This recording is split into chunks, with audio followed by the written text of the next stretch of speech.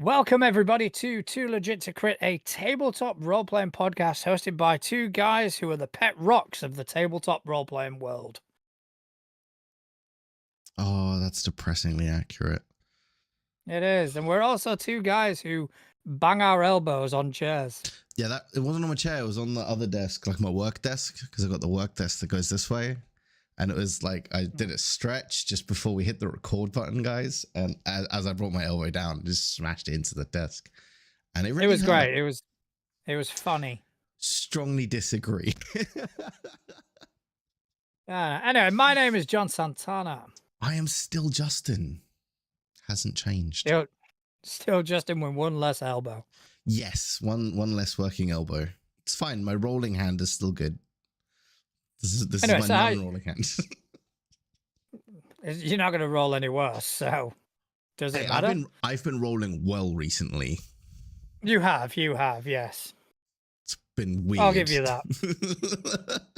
But how have you been keeping?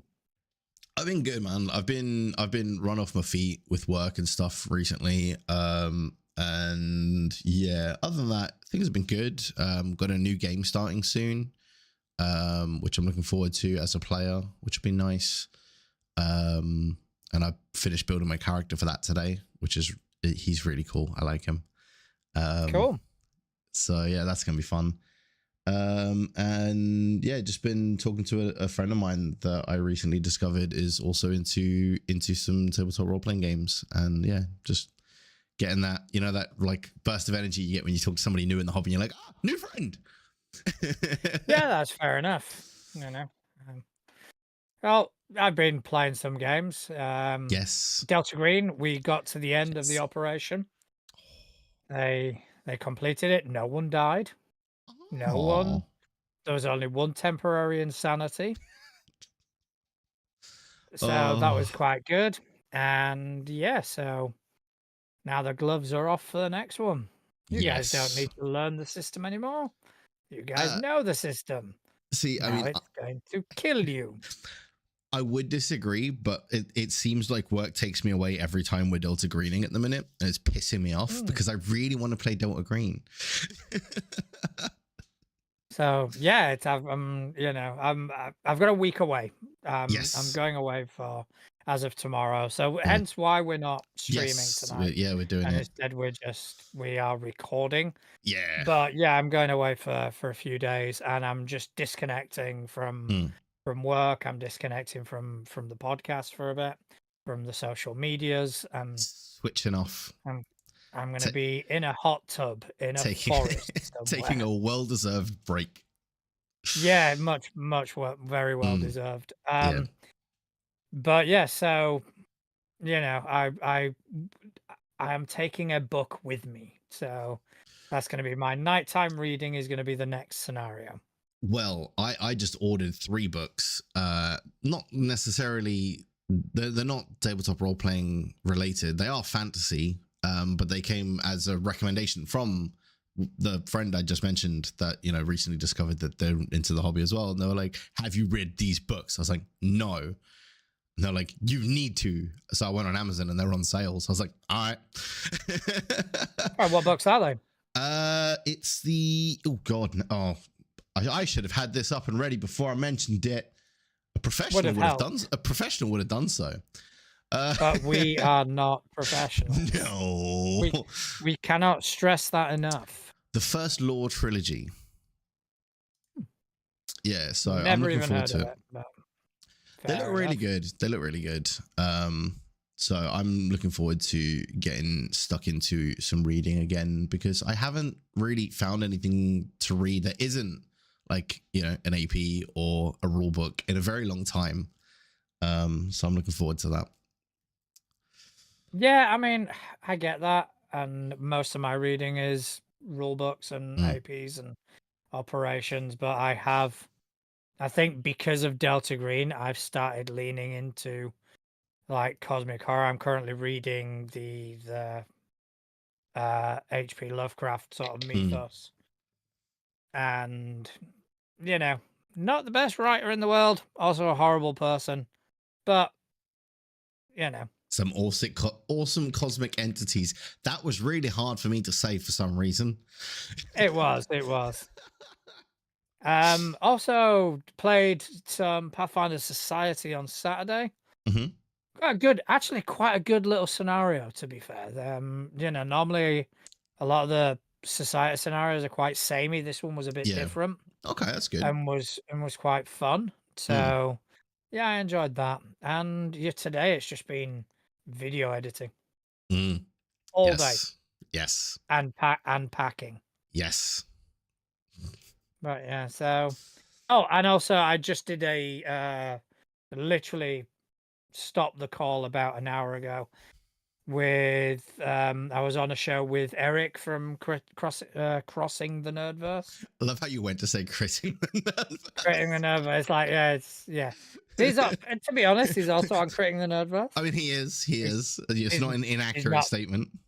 He's not most well known for that, but he's on it. So yeah, been a long ass day, and I cannot wait for tomorrow.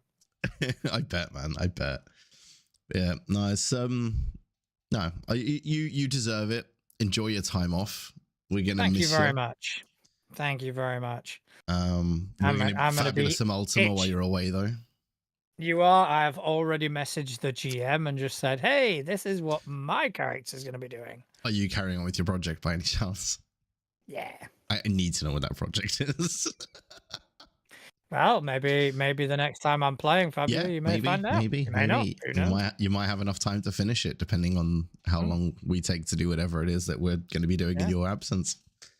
So yeah, that's going to be happening. So yeah, well, that should be good, man.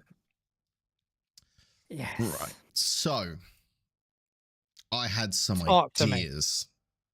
You got to talk to me. I like ideas. I know you do. So, well, for a start, I've built a new character who I think is going to be very fun to play. I'm listening. Because he's a necromancer. All right. But he doesn't tell people he's a necromancer. Because obviously necromancers are normally seen as bad guys, right? Yeah. But he only really started studying necromancy because he was studying magic in general, and he realized that there was a big imbalance in between life and death. And he is now out adventuring because he's trying to find the source of that imbalance and bring the world back into balance. So he's got to study the magic that is causing this imbalance in order to put an end to it, if you know what I mean. Know your enemy type thing. So that's kind of like his whole shtick. And he's a turtle, so he wears glasses, and like he looks awesome. So I'm looking forward to playing him because I get to play a turtle and just be like Uguay, but with like necromancy magic. Fair enough. Yeah, it's gonna be fun. Okay. Yeah, I mean, I'm assuming it's the ampersand crap. Yeah. It is, yes. Fair enough. Obviously. But the whole, necromancers, and in most world settings, they are seen as bad guys by default. Brings me quite nicely onto something that I did want to talk to you about, and I've got a feeling you're going to have opinions on. It's not like me to have opinions. It's very unlike you, so I'll be shocked if you do have an opinion. But so we've talked a little bit about it loads of times on the show, but we've never really dived into it properly, and that's world building. Okay. Now, obviously, like I said, we have touched on it, we like to use this element or that element or anything like that, but like, we've never really talked about how we go about building out a city or a town or the world, like, or whether like how we do that. Because like some people that I've spoken to about this, they'll build big and then scale down to the small, and then other people will build the other way. So like they'll start with, okay, this is the starting town.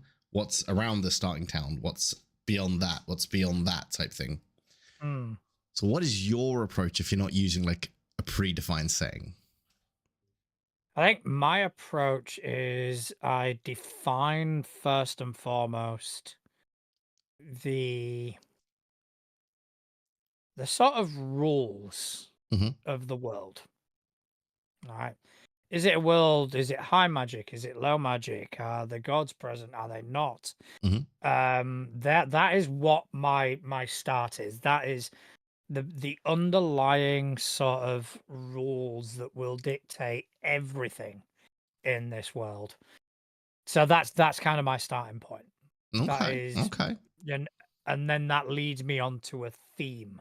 Mm. So yeah, I mean, just you start by kind of going, all right, this is a world. It's post-apocalyptic, right? Cool. How far? All Mm. right, maybe we can either do like the Numenera thing, where it's millions of years in the future, so everything that happened before is just a remnant of the past.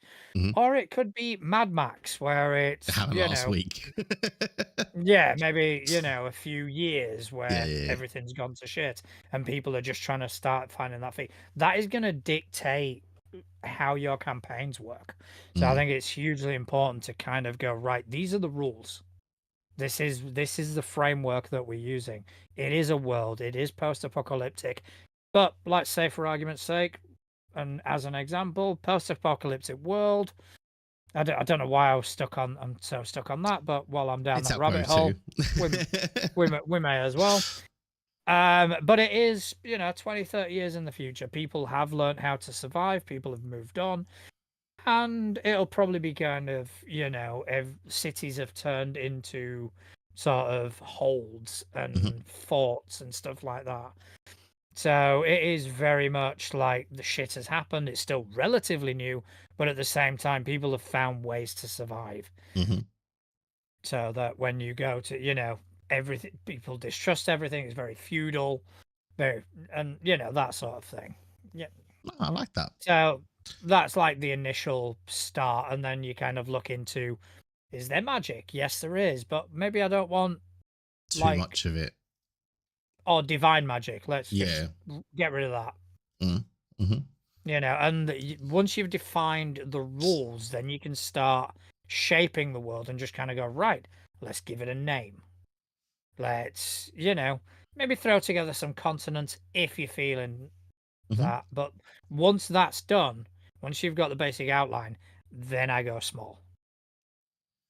Okay, so you like to get sort of your background built, and then Mm, you bring in the little detail of, okay, let's zoom in now to this yeah, little corner where we find our heroes type thing. yeah, yeah. I like that approach. Once I've got the kind of rules and how Mm. everything on a grand scale is going to work, then I can zoom in. Then I can zoom in, and because doesn't matter where you are in the world, those rules are always going to Oh, apply. constant, yeah. No, I like Mm. that. I really like that.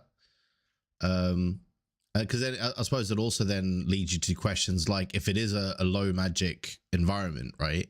How is magic treated? So if it is a case of there is still magic around, but it's very, very rare, is it treated with like reverence, or is it treated with fear? Is it treated like, are they, do they like chase them out of town? Like, what do they do with Well, magic users in this world and stuff like that? It takes you down all of that rabbit hole, doesn't it?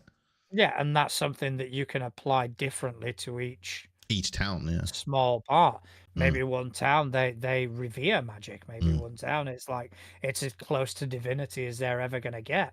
yeah. Whereas in another town, it's like, no, this isn't divine. They This blame is it a for curse. everything. Yeah. Yeah, this is a curse. This is why we are in this situation. So Yeah. magic is outlawed. I And you like can just that. play around with those things. Mm. No, I really How about like you? that. What are your Um, thoughts? See, I tend to go. I mean, you know me. I like to plan as much as I can. You've seen my notes. It Mhm. looks more like I'm writing an AP than a homebrew campaign. So That's I, far too much work for me. but that's the thing, right? I'll plan the story down to the detail. Everything else Mm. I leave up to whatever I'm feeling in the moment. So Yeah. my world building is very much I will build out the towns and the cities and the like you know, the surrounding areas and stuff like that. And then all of those elements that you just mentioned, I'll kind of figure out on the fly. Hmm. Now things like whether it's going to be low magic or whatever, I will kind of give thought to beforehand, because obviously I need to let players know that in session 0, because the last thing you want is it to be a low magic setting and like you've got 6 players at the table and all of them playing magic users. Because it's like, cool, you are all going to be exiled at every opportunity. But if they know that beforehand, then obviously some of them might not want to do that, and it brings in elements to the characters and stuff like that as well. So yeah, stuff like that I will think about beforehand. But a lot of the more grand things, like is, you know, is that particular deity still around or whatever, I'll tend to leave those sorts of things to kind of be decided during the game, because there's always that one element that I really like of, especially if it's like using the setting that you were just saying about, right? If we go down that post-apocalyptic, like shit went like sideways on a cosmic scale. Yeah. They maybe some deities are still around and some aren't, right? And I'll figure that out again as I'm going. But like it could be that the cleric of Saran Wrap, right? Just to pick on like pick on the cleric we normally do. Yeah. Maybe deity, anyway. Maybe in the cosmic sidewaysing is what I'm going to call the event from now on. That particular deity is no more, right? So they find that they pray to them in the mornings and there is no response where they used to be, and things like that. And it's just as much a surprise to me as it is to them. Yeah. So some stuff like that I like to leave to kind of figure out as we're going through the story and figure it out with them. But one thing that I do really like that I plan to incorporate into my games in the future is some of the world building stuff that we've kind of been introduced to with Fabula. You know, You've been introduced to. I've already played systems like that. All right. That I've been introduced to with Fabula. No, but it is cool, and we are seeing a lot more systems doing that. Yeah. Now it's, you know, they're kind of becoming more and more collaborative, and yeah, I think it's great because it gives players a sense of ownership, and it automatically cements things in people's memories. Yeah. If you're creating something and you are going, okay, so you've got this city of whatchamacallits, and then down the road you've got the village of New Hampshire or whatever. And then getting players to kind of not necessarily remember that, but to have it at a quick sort of, you know, they don't feel as involved. Whereas with us, yeah, I mean, I know all of the stuff on the Saiyan homeland in our Fabula game because, well, I've made it up, right? It's my little bubble of the world because I'm the only character from there. And I really like that sort of stuff because, like you say, you get like an instant connection to those story elements and those world elements that you can then put into the character. Because, like, if your character is from a particular town and you're the only character from that particular town, then it makes sense for you to be the one to flesh out that town in this world because your character is from there. They have all of the knowledge of, you know, what's the baker like? Is he a dick? Is he a nice guy? Does he like give food to the dogs, or, you know, all that kind of stuff? The character who's from there is going to know that. And if you're telling them, oh, by the way, the baker in your hometown was a bit of a dick, they were like, why? Like, okay. It's harder to get that connection going, you know? I mean, I've done it like to a certain degree, probably not to the level of, okay, design a town. But, you know, when we're in a town in my game, it's like, okay, you know, give me the name of this tavern. What's it called? Who's the owner? What's he like? Yeah. And they'll just, and it's kind of like an improv plot prompt. Yeah. where they kind of go, okay, so he's a dwarf and he's a bit of a knob, and yeah, that's right up my alley. And Let's go. what do you mean, a bartender who's a cock? Let's do this. It's like, I don't even have to get into character. I don't even have to get into it. I woke up in character. Thank you very much. And that's it, So it is a really good asset to have, and it's good Mm. to fall back on. If you decide not to do that, which is still perfectly valid, Mhm. I like to think of my sort of world building or setting building as almost like a bullseye. Okay. Your typical archery bullseye Yeah, yeah. where, the concentric rings in the center. So the bullseye is the players. That is Mhm. what is on the players. So everything that is immediately around them, you flesh out. Yeah. Okay, so if they are in a village, you flesh out that village. The second circle is the things that aren't immediately around them, Yeah, just but just outside could the be walls or could be at a stone's throw. So yeah. they're the things you need to have a loose idea on. So you need to go, okay, so the next village along is this. Mm. And, the next village along, it's a mining town. If you go in the other direction, you go into a port city. Mm. And then you don't worry about it. Because there's always the option, there's always a possibility that they kind of go, yeah, I'm not interested, and go somewhere else. But We're at going in the least you've woods. got that to kind of fall back on in case Yeah. they go, "Oh, I want to travel to this place." They Mm. go, "Okay, so it's a port town." And it is, you just create the basic bare bones what the town is, a couple of names you want to throw about, or just have an NPC list. Mhm. Then you get the next concentric thing, and they're the things that you just have a vague idea on. Yeah. Further afield, you've got the wastelands, or you've got this, you've got that.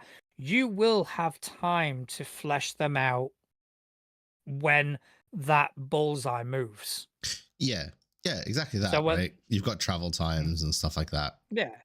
So when the players move, that bullseye moves with them. So everything that was in the concentric circle closest to them now isn't. So Mm. now you've got time to kind of go, okay, so these things are in this periphery now.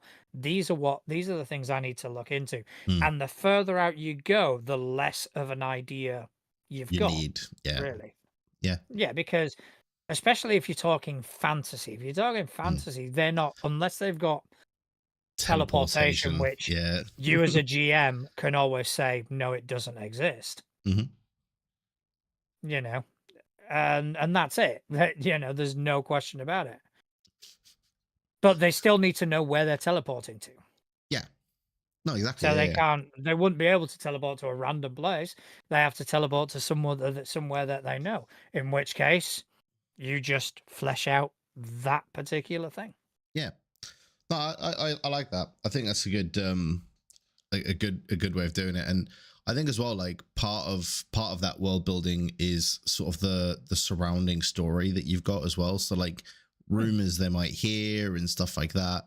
And it part of that as well is something that I saw a video on, and I'm absolutely using this the next time I run a game, is before the session 0, get each of the players to send you a number of secrets equal to the number of players at the table. So if you've got 4 players, they each write out 4 not secrets, 4 like rumors about their character.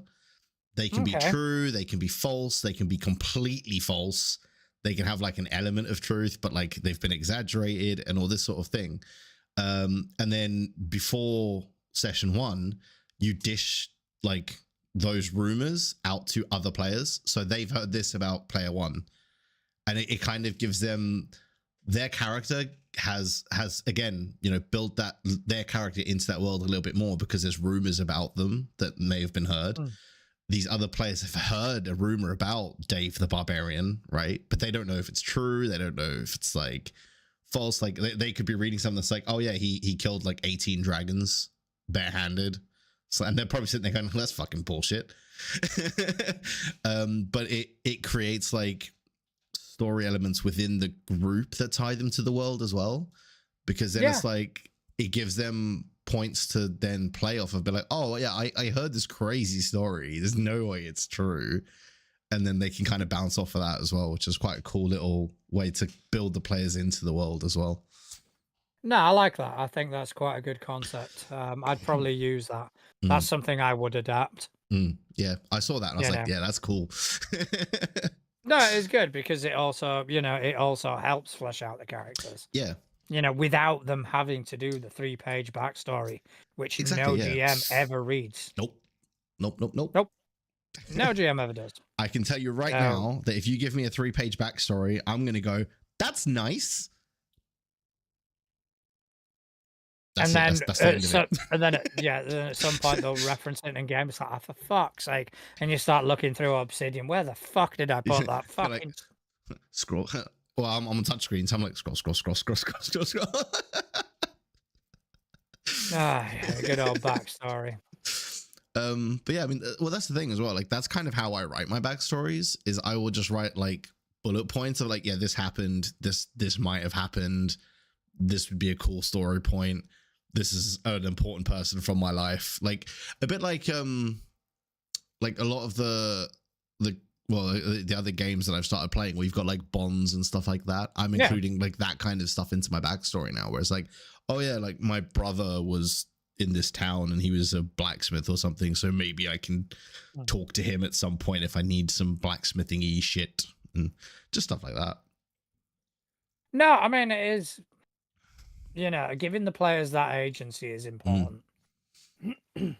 Yeah. To a certain degree. Of course, yeah. Because, certain players, you give them an inch, they're going to try and take a mile. Yeah. It's like, in my backstory, could I have been a level 20? No, fuck off. Shut up. It's like, yes, and then you got amnesia and now you forgot everything. And then you died. Create a new character. And stop asking stupid fucking questions. Then you had a heart attack. Moving on. But yeah, I think world building is I start out big, but I don't spend too long. Yeah. In that, I don't spend too long. I'll start out as the basic concept of the world, and then we zoom in. Zoom right in. Yeah. No, I like that. I might have to give that a try next time. Because I've always kind of gone the other way of starting small and then like you say, building those concentric circles. But I've never really done too many game settings where I've gone like really low magic or the days have been completely wiped out, or I haven't really tried any of those and I kind of want to. I think it could be quite fun. In that. I mean, to the point where one of the games or one of the future games I'm going to run is going to be based on that. And I sacked off Pathfinder for it. I've gone with another system. Yeah. Because the system is perfect for that rather than, hacking Pathfinder to fit into my system. Like so many. Yeah. I'll be the first to say it. 5e players do that a lot. I know they do, and they're annoying. Yeah, they need to stop it. I agree. No. We want a modern Cthulhu game where you play as agents. Fuck off. Just play Delta Green. Oh, yeah. But yeah, so that's kind of what I'm doing. I'm creating a setting, and it is loosely based, or should I say, the other way around. It's kind of based on what I submitted to Tales of the Valiant. What I submitted to Tales of the Valiant was the seed which this has now grown into. Yeah. Yeah, no, that's cool. Yeah, I really want to try running something like that. I think it'll be a lot of fun. I think what could be quite fun, just on a different kind of scale, is and I think it might be because I rewatched Constantine recently.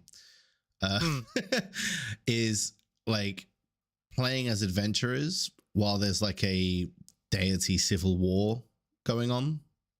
Yeah. And having like that ripple out into like our plane of existence could be quite fun.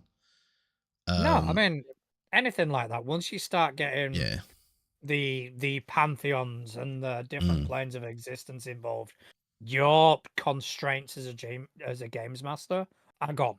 Yeah. do what I mean. That's a lot of my games have had this happen because I like the freedom of going. I'm gonna do whatever the fuck I want. I'm gonna You do know, this, but the rules say I don't care.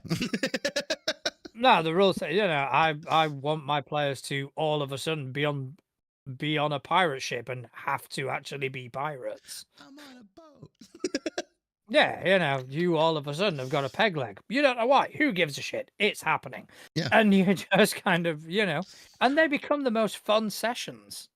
I just really love the concept though of like a paladin or a cleric or something trying to like channel their deity, but because of the big civil war going on, the deity's too busy to respond.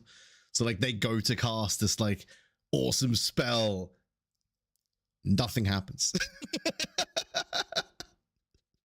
I mean that would work. That That would work in some systems better than others Oh because yeah. 5e players will bitch if you do that. I think that comes down to the players at the table, right? If They'll be like like, if you oh go yeah, into but the rule book says I can cast this. So oh, shut up. but yeah, the rulebook also says that you can't have all those magic items, but you've got them. I think that comes down to the players at your table, though, doesn't it? I mean, you can have players like that in any system. Let's be honest. I think the system, in a lot of cases, especially in the case of like 5e and Pathfinder, the system dictates the player behavior. I mean, to a degree. Especially when the players have access to all the rules. Yeah. That is when it becomes oh, but the rule book says, like, yeah, don't care. Yeah, but again, I think, like you say, though, it's because they've got access to all the rules. So I think with a lot of these other systems, as they get played more, that'll start to happen with them, right? I think a lot of that is because, and it's something we've spoken about before. I think a lot of that comes from there's so many people that know the rules so well that you start getting rules lawyers, right? And until they get to know the rules of a different system, they can't rules lawyer those systems yet. To a certain degree, because let's take Blades in the Dark, for example. Blades in the Dark, there's nothing specific. You've got your skills, and they give you suggestions as to what those skills could be used for, but there's intentional overlap. So there isn't, oh, the rulebook says I can use finesse. No, it's a case of, can I use finesse? And it becomes more of it's not that on page whatever it says I can do this. It becomes it becomes a lot more. I won't necessarily say GM prerogative. I'll say it becomes more of an agreement at the table. Yeah. Whereas in Pathfinder, in 5e, you've got all people and players will conveniently quote rules when it benefits them, but then want you to apply rule of cool. I don't know what you're talking about. I've never done that. Mr. I break characters. Hey, I never play my broken characters. I break them for the shits and giggles. I never play them. Yeah, so... But anyway, we went massively off topic on that one. We did, but then again, I suppose world building is such a big topic, right? Yeah, it is. All of these elements do kind of feed into it. Because, they all kind of go to, okay, well, how does that interact in this world? And I think finding the system that fits that world is the best thing. Like when I'm doing my future homebrew that we will release as an AP. Can't wait. I'm going on Forged in the Dark because especially because the initial idea I've got is perfect for it. So rather than wasting my time getting Pathfinder or D&D or whatever, and I want to change this and I want to change that. No, I'm going to get a system that fits, that works, that that feels comfortable to use it in. Yeah. And I've had a look at the different settings that I'm going to be doing in this world, and it's a case of there's a Forged in Dark for that. There's a Forged in Dark for that. There's one for that as well. Done. Problem solved. Problem solved, yeah. And the future like home game that I'm going to run, where I've essentially sacked off Pathfinders because there is a cipher system called Gods of the Fallen, Hmm. which deals with deities not existing, Yeah. and the players are the up and coming seeds of the new pantheon. Oh, I It's like like that. it's like perfect. I I want to like use that. that. Yeah, rather than just brutalize one system to fit into whatever idea I've got something that Yeah. works perfectly. But yeah, that does look interesting. Yeah. That does sound Have good. I have I told you that plan? Have I told you that what I wanted to No, do? you didn't tell me that bit. You told me the other All right, bits. all right. So during like the homebrew that I'm running, um, there was a turning point. There was a point where the party started out with MacGuffin. They Mhm, were in a city. Bad guys attack city to recover MacGuffin, and players had to run away. mhm. There was a point where the paladin had MacGuffin and went, I'm tempted to just throw it at them and leave. And I went, okay, is that what you're doing? And he decided not to. And we've enjoyed our campaign and all this. But I've always had in mind of what would the world be like? What would have happened Mm. if the bad guys got what they needed If he had just from thrown it and ran. yeah. So my idea is when we finish this campaign, which should only be a few more sessions now, we go back to that point. And instead of keeping MacGuffin, He threw it. oh MacGuffin, Yeah. and what would happen? And what would happen was the world would end very quickly. So Oh, I in like so that. I'm thinking picking up 5, 10 years later, what are their characters doing? What have their characters done? Because the world is non-existent. They have released an evil which has, as far as they know, obliterated the entire pantheon. Mm. There are no more gods. There's no more divine magic. Do like And this system, Gods of the Fallen, is starts on that premise that there are no more gods. However, there are shards of divine power that have rained down upon the world, and people have absorbed that power.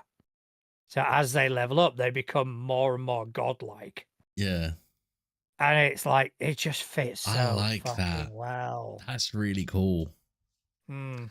I also So like yeah, that that whole mechanic though of going back to like a critical decision. I really like that because it kind of plays into that like film trope or that it's more TV shows actually that do it where like they get to one of those decisions in a TV show and then like it plays out one way and then it cuts back to that decision and then they decide the other and then you get to see what happens like anyway. Like yeah. TV shows do that and it's a really really cool like story mechanic there. I never thought of doing it for a whole campaign though, because that's going to be so fun. Yeah, and it gives players the ability to not lose their characters, Yeah. but to refocus their characters because at that point in the campaign there were two clerics and a paladin. It's like, what do you do now? Your gods don't respond. You are no longer a cleric. Mm. What do you do? 10 years have passed. What's happened? What have you done in those 10 years? And they would essentially keep the same heritage and keep the same basics, but the rest of it they would have to adapt and just kind of Yeah. go, all Become a right, rather than fighter being a or cleric, I'm now a rogue or I'm now something like that. yeah. And it's not only that, but all the personal toil that they've had to go Mm. through in this 10-year gap. Yeah. No, I really like that, man. I think that's gonna be a lot of fun. Hmm. Yeah, that's how my brain works sometimes. Yeah, no, I think that's gonna be really cool. I think that's gonna be really, really cool. And it does have the advantage that obviously we will be playing in Galarian, but it won't be Galarian anymore. Yeah. The land masses will be the same, but where this city was will now be just an empty shell with a fortress in the middle. And also, I mean, the rules of the world have changed as well because of the event, right? Yeah. That's really cool. I like that. That's a really, really cool concept. Yeah, and the Gods of the Fallen system just works so well for it. Yeah. And it's Cypher. Cypher's just fun. No, I really like that. I might have to steal something along those lines at some point. That's gonna be a lot of fun. It's gonna be a lot of Yeah, I fun. mean, when I start, you're welcome to join. I think we might run into scheduling issues. Well, like I say, it's not going to be happening Oh yeah, in the for a while. immediate future. Yeah, but yeah, no, that it sounds really good, man. I look forward to hearing more about it. I really do. It's gonna be awesome. But I think we should take a little look at the notice board. That was really hard to say for some reason. I thought you were pausing for dramatic effects. I thought there was a... No, my mouth just stopped working. And I kind of went, yeah, dramatic effects getting a bit too dramatic for me, to be honest. No, my mouth just stopped working, is what happened there. Yeah, we should take a look at the notice board. We should, but first and foremost, before we do... We need to do a thing. I would like to just give a quick shout out to our partners. First of all, I want everybody to check out Deals of Opportunity. It's an automatic, simple, and free way to save on the tabletop role-playing games you want. Just add your Drive-Thru RPG and your Dungeon Masters Guild wish list, and you get notified anytime a title on your list goes on sale. You just set it up and save. Got one through yesterday or the day before. Cities Without Number is now $19. Oh. It's like, ooh. Oh. Tell you what, some of the best cyberpunk games mastering advice. So I need to pick it up. Yeah. So that is one thing. Also, want to give a big shout out to 13th Moon Games. It's a family-run indie game company out of Wyoming, USA. They created the tabletop role-playing game that Justin and I are huge fans of, Covenant Crucible. It's a game of modern-day witchcraft. If you imagine John Wick movies and The Last Witch Hunter getting together and having a really pretty baby, that's what this system would be. If you want to learn more, check them out on Instagram at 13th Moon Games, or at their Patreon, 13th Moon Games. They do run a weekly Patreon game where you can learn the system. It is phenomenal. We've played. It's got the right amount of crunch. Yeah. The right amount of role play. Yeah, it's so good. It is hugely fun. So yeah, check it out, guys. Fun. Yeah. So back to the notice board. Yes. Now, before we do the notice board, there's one other thing we have to do. I'm intrigued. We've got to roll dice. We do have to roll dice. I'm gonna bring on the multi. Okay. I'm not. Oh, you're on that one. So I got like I'm sticking with the black and white. Really? I like to change it. It's been working well for me. Well, to be honest, I did some practice rolls with this one earlier, and it was shit. So let's roll for initiative, shall we? Let's do it. Same exact fucking roll. What did you get? Wait, what did you roll? I rolled a 3. I won. I rolled an 8. So you've won it. You've won again. Yeah, but I do believe this is weighted because I've rolled about 7 3s on this dice. And now I rolled a 13 just to prove me wrong. Fucker. All right, but yeah, That's win. Brilliant. Right. So I won. I did a win. You did a win. So the first one that I was gonna chat about today is something that I think is really cool because it's something I've always struggled to find, but love it when I find. And that's background music for a session. Okay. Now, I know you're a big fan of background music for a session. I am, yeah. So we got a submission from Nerdius Maximus. Amazing name. I love the name. With a link to their YouTube channel. And on their YouTube channel, which is Nerdius Maximus Studios, he has, or they have playlists or with like different settings for and background music that's like appropriate to that setting. So they've got like becoming warriors, which is great for like that session 0 when you're building characters and stuff like that.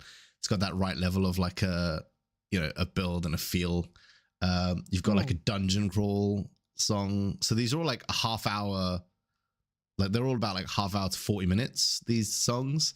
And obviously with YouTube you can just stick it on loop and it will just play in the background. There's no like big swooshy intro that you're gonna get halfway through, which happens sometimes on some of these like YouTube channels that do this kind of thing. And the quality is really good. So I'm just gonna play a little bit of it. Just obviously you're not going to be able to hear it, John, but everyone else will, just so they can kind of get a listen, because it is really, really good stuff. So this is the Becoming Warriors track, which is that one that's going to be a really good sort of background for creating characters.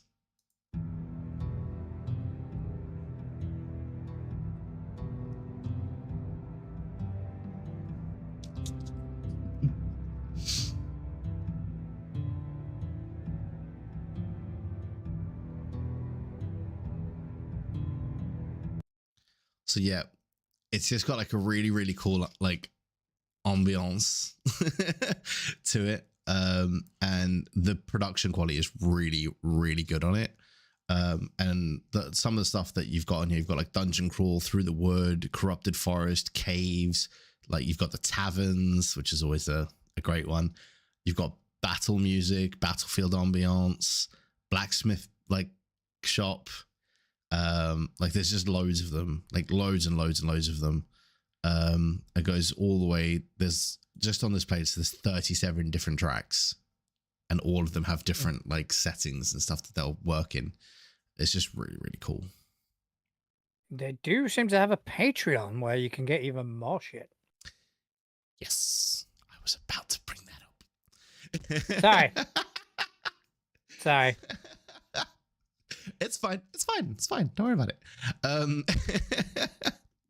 But yes, there is a Patreon as well, which if you head on over to it,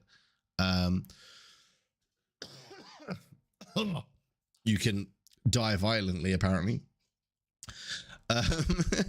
where there's like monthly themed releases as well, which is really, really cool. So it's one of those things that is always going to be usable no matter, like, regardless of system, right? Because that kind of music is going to fit pretty much anywhere. I think there's even on that playlist that I mentioned, there's even things like zombie apocalypse and what were some of the other ones that I thought you might like. Desert combat is always a good one. Just zombie apocalypse, that was one I did see. So there's going to be something there that you can use in almost any situation.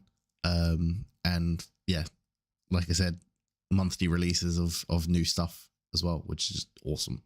So definitely Nerdius Maximus Studios, go check them out. Awesome stuff. That's fantastic. Really, really cool. I will be checking them out. I will definitely be having a look to see what sort of stuff they've got. Okay, so I want to talk about a podcast for a tiny bit. I want to talk to you about Game Master Monday. It was submitted to us by Grant Nordine at Games Master Monday on Threads.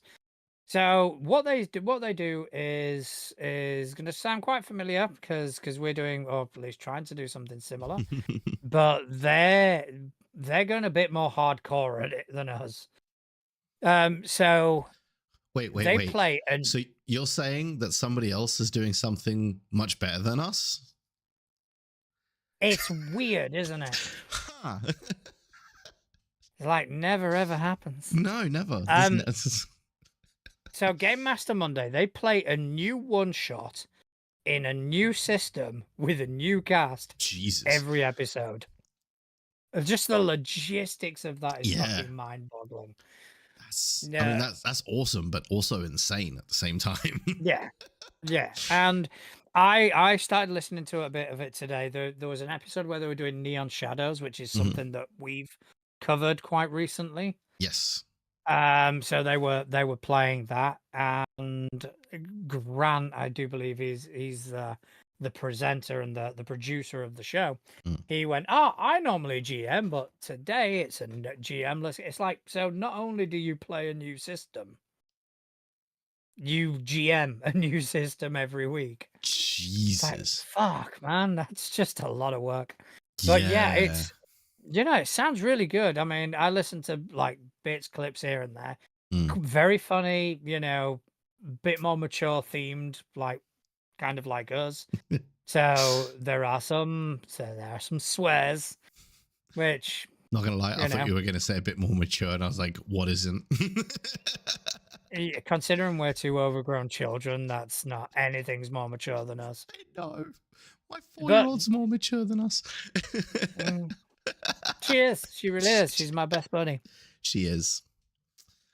But yeah, so it is really cool, and the sound quality is fantastic, and they do seem to, and for a group that is rotating and changing, it is really interesting to see how quickly they've kind of they find cohesion, Yeah. and how quickly their sort of chemistry kind of boils to the surface.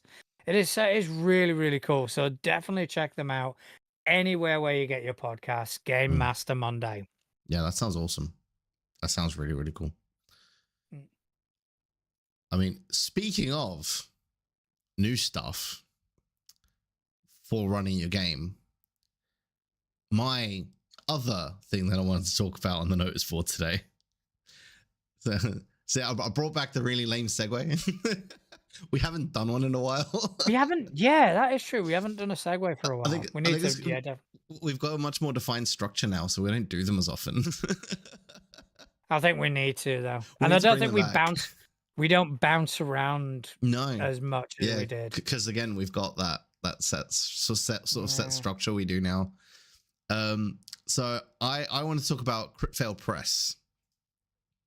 Now, I was sold because they've got crit in the name, and so do we, for a start. But then I actually had to look at what they do. So they create a lot of supplements and stuff for the ampersand. So not something you're going to be too thrilled about.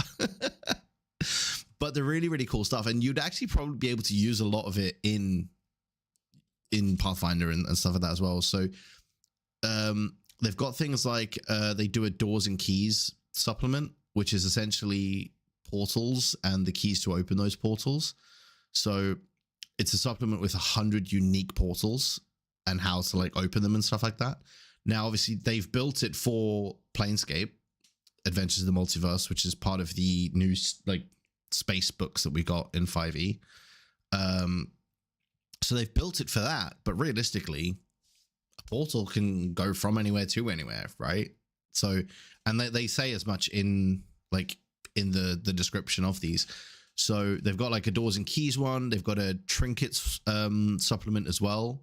So the trinkets of Kryn. So again, this is built for the Dragonlance campaign, but again, there's nothing to stop you taking these trinkets and putting them in other campaigns and other settings and other worlds. So again, really, really cool thing. And then the one that I'm actually very, very tempted to pick up because it's only like $3 at the minute. It's on the GM's Day sale through to the 10th of March. So you've got a week left to pick this up for it's like $3.19. It's a Dungeons of Saltmarsh, Depths of the Dwarven Mine. So it's a short adventure for 4 to 5 characters for about level 5. And it's basically going through a dwarven mine and the adventures that you're going to have going through that. So you've got a complete map and layout of the mine, the village in the mine, because the dwarven mine has its own village inside the mine. And it's broken up into 5 distinct levels. So you can literally, if you wanted to as well, instead of running it as a little mini adventure, you could just take each of those levels, be like, cool, this is a dungeon, and plug it into your homebrew campaign and everything like that. Like, it's designed that way. So it's a really, really cool book. So I'm definitely going to be picking that up and checking it out. But the stuff that they've got on here is really, really cool. And if you are playing any of the space adventures that we've got in the new Spelljammer books, they've got a vessel log which is like another supplement that's entirely designed around monitoring and maintaining the ships and vessels in the space setting. So just to make that life a bit easier when you're like doing that in the games. So really, really cool stuff, and definitely worth checking out. So critfail.press, and go and check out their stuff. Yeah, I'm just having a look at their DMs guild now. They've got some good stuff. Yeah, Yeah, I'm definitely interested in the doors and keys. yeah. I mean, Thought to you be fair, might. I mean, just having a look at that, the artwork is fantastic. Yeah. That's some really nice artwork on that. Let's have a quick preview.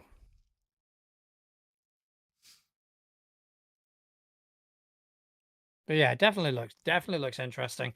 So yeah, nice. So I have got something else to talk about. Yes. And this is Anthony from Ready Comics Roll has sent us in a rules light modern horror tabletop role playing game that is a love letter to the genre. It's got its own setting and lore, and it also provides kind of all the tools that you may need to create a terrifying tale of their own. That's pretty cool. You pick and choose what mechanics to use, and even recreate horror movies, comics, video games, and other mediums or horror subgenres. So this sounds a bit like Fabula for horror. Does a bit, doesn't it? It does a Yeah. bit. It sounds a bit like that. It is coming soon to Kickstarter. Mhm. But yeah, it's a relatively simple system. Geared ideally towards those that are kind of new to tabletop role playing games or looking for something like quick and easy to sort of get into. But yeah, you got a person obviously that's charged with overseeing the game, so there is a games master of sort, but they're known as the Fate Weaver. I like that. I like that. The Fate Weaver is quite Yeah. good. And it's just they're running a horror game. And yeah, it looks really, really interesting. Yeah, I mean that's a But bit they you, are, let's be honest. yeah, of course it is.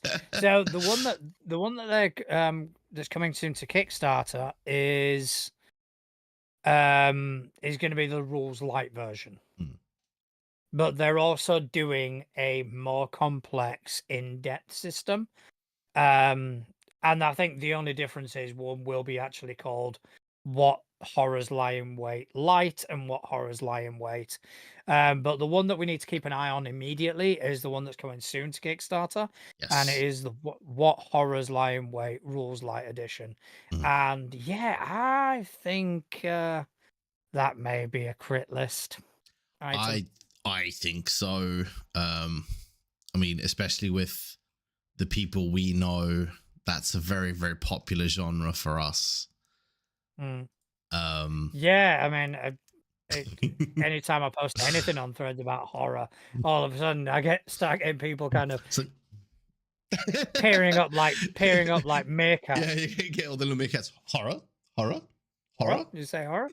I know. Oh yeah, no, it looks awesome, man. And yeah, definitely, I'd be up for a little horror film recreation. What horror film would you recreate? I don't know. That's the thing. There's so many good ones. There's so many shit ones as well, let's be honest. Yeah, but the shit ones are often the best ones. Shit ones are often the best ones. I really don't know. Okay, let's rather than specific movies, let's go sort of subgenres of horror. Would you go for the zombie sort of? I wouldn't. I would do zombie. I mean, I would, but honestly, I'd be inclined to use. It wasn't Stoneburner, was it? It was the other one where it's based off. And they had that mechanic. Yeah, they had that mechanic where your dice decreases every time you roll. Yeah. That I'd go for zombies. That sounds fun. Yeah, it does. But I'm thinking I don't want to just lean on the eldritch horror. I don't want to kind of lean on that because I would probably go for a slasher film. Ooh, that'd be interesting. Yeah. Yeah, like, you know, go with the age old classic, kids out at a log cabin by the lake. Yeah. Yeah, and you just have one threat, and it'd just be Yeah, relentless, yeah. an unstoppable threat. Yeah. I think that'd be a Ooh, I really, like really that. Yeah, cool game to play. that would be Um, quite interesting. because like there's also this video game, I don't know if you've seen it, called Dead by Daylight. I've heard of it. I've never So really been it's interested. basically you have 4 survivors get dropped into a thing, and they've got to try and get away from one, like, essentially one evil thing hunting them, which is also controlled by another player.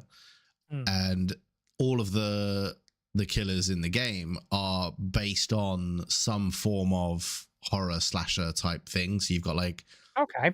you've got like they've even got like some of them actually like named properly. So you've got like Michael Myers and stuff like that, right? Yeah. You've also got like there's one called the Hillbilly who's like goes around with a chainsaw and stuff like that. But like something like that could be really cool, and it's a similar sort of thing where you've got that you know, that single relentless threat that you can't do anything about, but what they're trying to do is power on these generators so that they can escape.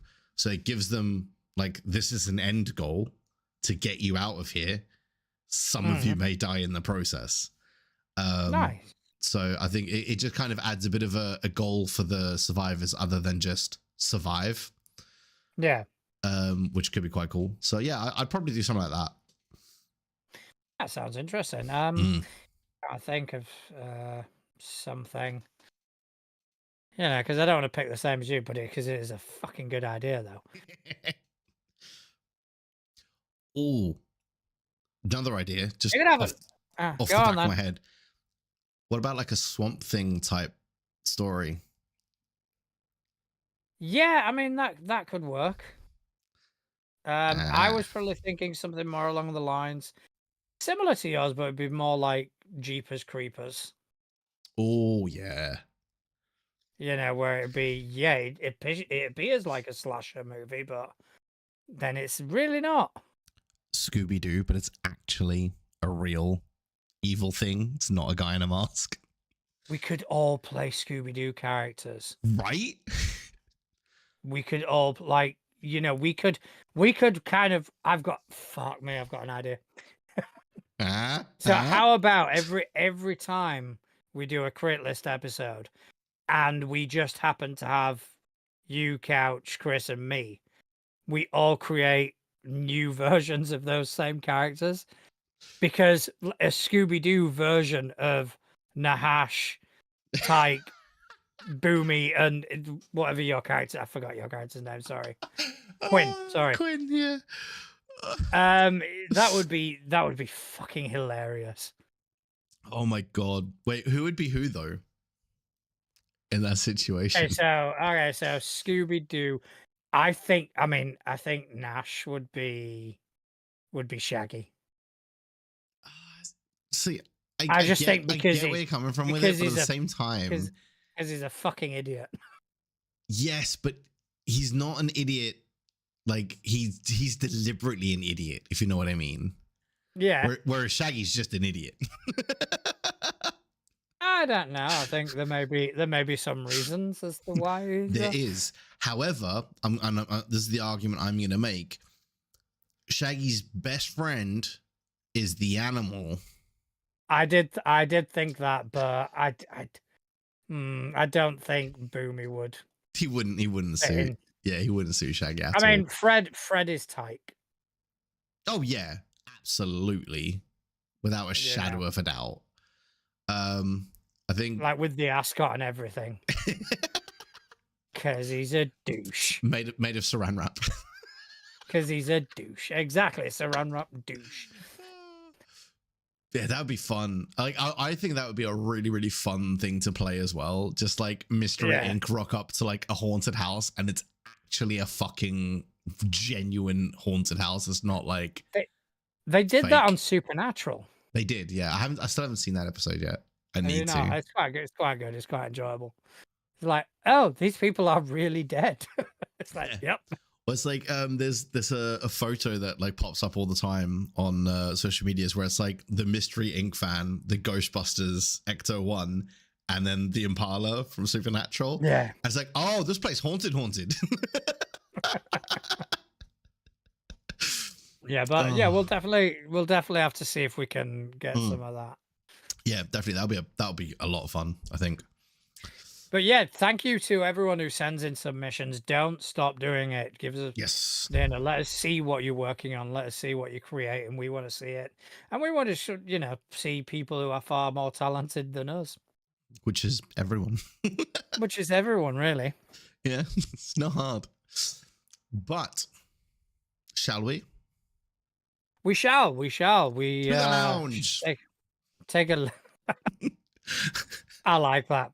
You're gonna have to do that every episode now. Oh man. I'm just gonna keep quiet for you to do that because Well, we are only rolling a D2 today, so we could probably just flip a coin. I was gonna go odds or evens on a D20. Fair enough. All right. Well, odds, couch, evens, Chris. Evens it is on a 16. Cool. Oh, let's see. Chris has got one topic for us. Okay, so which is kind of fitting. It is honest, actually. That's actually kind of fun. All right. So, what characters from either movie or TV have you seen and felt that you had to make into an NPC? I've got one off the bat. Okay, you go first because I need a chance to think. All right. And I have actually created this. All right. So, after Skulls and Shackles, when that campaign kind of split, and I took Couch and Chris in one direction, flying on a ship across the different planes of existence and all this. They ended up in the realm of darkness. All right. The Shadow Realm is called in Pathfinder. And in the Shadow Realm, they met vampires. You went to the Shadow Realm, did you? Was that? Yeah. I don't know. It's a Yu-Gi-Oh joke. Dude, I've never seen Yu-Gi-Oh. Oh, you should. It's funny. But anyway, carry on. But anyway, so they went to this place, the Shadow Plane, and they met a group, and I did a bit of a mystery thing where the villains were initially looked like the villains were the vampires, but it turns out the vampires weren't, and all this. I had one vampire in there that I directly pulled from a thing. And I'm going to describe this. Nope. No. All right, so I'm going to describe this character, and I'm going to test your knowledge of vampire movies here. Oh God. Okay. So the class he was a skald. All right. So it is a bard. Right. But like mixed with barbarian. A barbarian. All right. So basically, like big, strong, can hit like a fucking sledgehammer, but also plays music. And he was playing a wind instrument. All right. And he was walking around a lot of the time with no top on. Can you name that character? He hasn't even got a name. No. Have you ever seen The Lost Boys? No. Dude, I'm gonna have to show you on YouTube. Yeah. In The Lost Boys, there's one scene, all right, they're at a festival, and there's this dude on a stage built like a brick shithouse playing a saxophone. And I just went, I need to make him an NPC. It's like the most fucking 80s thing ever. And the beauty of it is the dude is an actual musician. Yeah. So it's actually him. It's actually him. It's so not just. Better. Yeah, that's so much better. Like, I need to send you pictures. I feel like I need to introduce you to this. And I'm trying to remember the guy's name. That did give me an idea, though. You'll be able to Google it.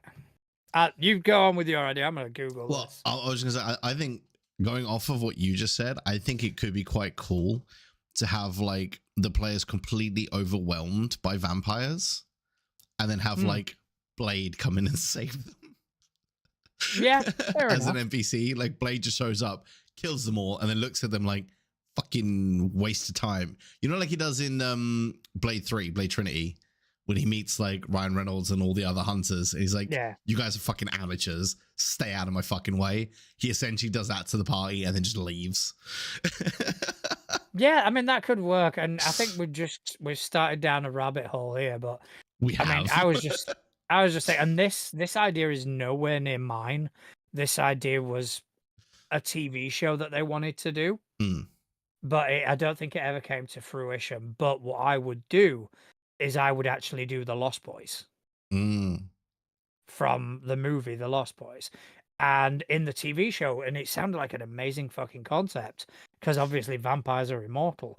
mm. Each series would be set in a different time period with the same characters. That's So, cool. you'd have like Victorian era where you've got them as young, Yeah. sort of Victorian teenagers, as it were. And then obviously you move on, and it's, I don't know, maybe it's another period in time. Maybe it's like the early 20s.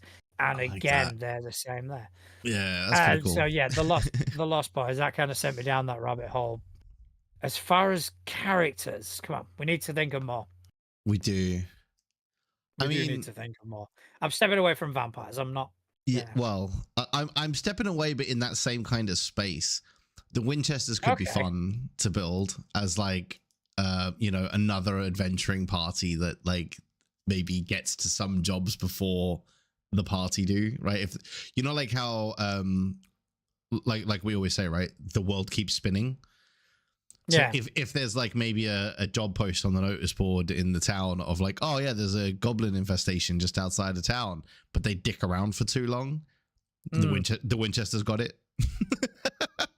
Yeah, that's fair enough. So something like that could be cool. All right, so bouncing off that 100%, and I've probably done it far too many times to count already. Crowley. Yeah, yeah. Who do you think I was trying to Krampus in creating the Nerdverse? Who do you think I based? I got that. That I did catch. Still can't believe I missed. Well, I mean, actually, there you go. That whole campaign was based on film and TV characters. Yeah, the most recent one wasn't, but the first two, the first two episodes, it was so leaned on. But yeah, I mean, there's so many good characters, but I think we're missing a really. I'm just trying to think. We must be missing like a really good fucking character. Just someone that you just see and just kind of go, how awesome would he be as an NPC? Phil from Hercules. Remind me. The goat man that trained Hercules. Danny DeVito. Danny DeVito, yeah. Danny DeVito. Just Danny DeVito as a character would be fucking amazing. That would be pretty Did you see funny. the story that Arnold Schwarzenegger told about the time where he was smoking cigars with Danny DeVito, and Danny said to him, you always provide the cigars. I got some cigars. This time we're smoking my cigars. So they smoked them, and then they went to go and film the next scene, and Arnold forgot all of his lines. Completely went out of his head. Turns out what Danny DeVito had done is scooped out some of the tobacco and stuffed it with weed. And he just got Arnold high because he only smoked the first part of the cigar. I mean, when they added him to It's Always Sunny, that show just went from good to fucking incredible. I mean, he's just an amazing actor. He's so good. Yeah. So just before you mentioned Danny DeVito, I had one in mind. Right, I've got one. I've been watching Foundation on Apple TV, and it has in it for me what is one of the greatest villains ever. Okay. And I think having this guy. So basically, the whole concept for this villain is, it is a genetic dynasty. So they are clones. They're all clones of each other. There's always three. There's three active at the same time. There's dawn, day, and dusk. Dawn obviously is the child, Yeah. Day is the Adult. adult, and Dusk is the elderly. Old. Yeah. And obviously, when one dies, another one is activated. So it's essentially the same person. And a lot of the mythos about it is, are they the same person? Mm. Their clones have been raised the same, they've had the same influences, but are they really the same person? However, Brother Day, who is the adult one, he performs a couple of acts during the course of the series which are horrifying Mm. as a villain, and it's sociopathic, and it like immediately grabbed me. I mean, there's one where there is a quite a drastic terror attempt on his homeland, Yeah. and he suspects it is another planet, like Mm. the next door planet, let's say. Yeah. Yeah. So when diplomats from that planet come to visit him and to try and say, yeah, hey, it wasn't us, sort of thing. First of all, he captures them. Standard. Yep. He parades them in front of his populace. He kills all of their servants by hanging them. And then he gets an armada of his ships to surround the planet of these diplomats and nuke the ever-loving fuck out of it. And then turns around to the diplomats and goes, you can go now.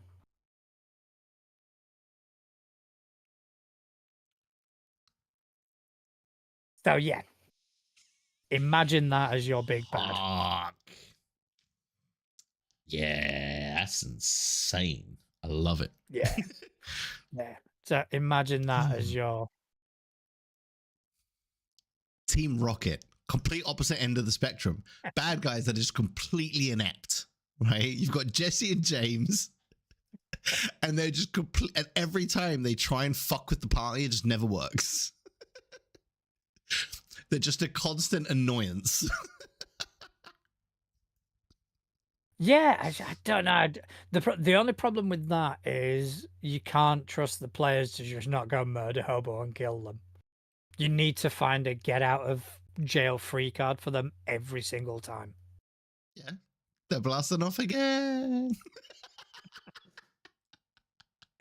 Well, I think you may have cinched that. So thanks Yeah. to Chris for sending in that that topic. That was a really good one. Thank you to everybody who's sent anything in, whether it's topics, whether it's things for us to check out. Let me just. But yeah, so we can't thank you enough. Just carry on sending us stuff in. Carry on giving us a reason to kind of come back here week after week and talk about things. Also, I want to big thank you to our partners. Thanks for all your support. It is huge. Once again, check out Deals of Opportunity and 13th Moon Games. Thank you to you, Justin, for spending some time with me tonight. Shucks. Did you want to tell people whereabouts on the webs they can find you? Of course. So I can be found most places at Just Inaccurate TV. And you can also find me in the Discord, and I'm generally lurking on the Facebook page somewhere. As for me, you can find me at naturaljuan@dice.camp along at Mastodon. You can find me behind most of the social medias at Too Legit to Crit on Threads, Instagram, TikTok, even on the Facebook. I make appearances there as well. Blue Sky, we're pretty much everywhere at this point. If you do like what you see, what you hear, don't hesitate to give us a subscribe. Send us in a comment. Tell us what you like. Tell us what you didn't like. Tell your friends about us. Help us grow, because we are, we're thrilled to be part of this community. We want to kind of grow with it, and we want to help support more indie creators. But most importantly, thanks to everyone who's taken time out of their busy day to listen to two idiots waffle on about tabletop role-playing games. Thank you very much, and good night.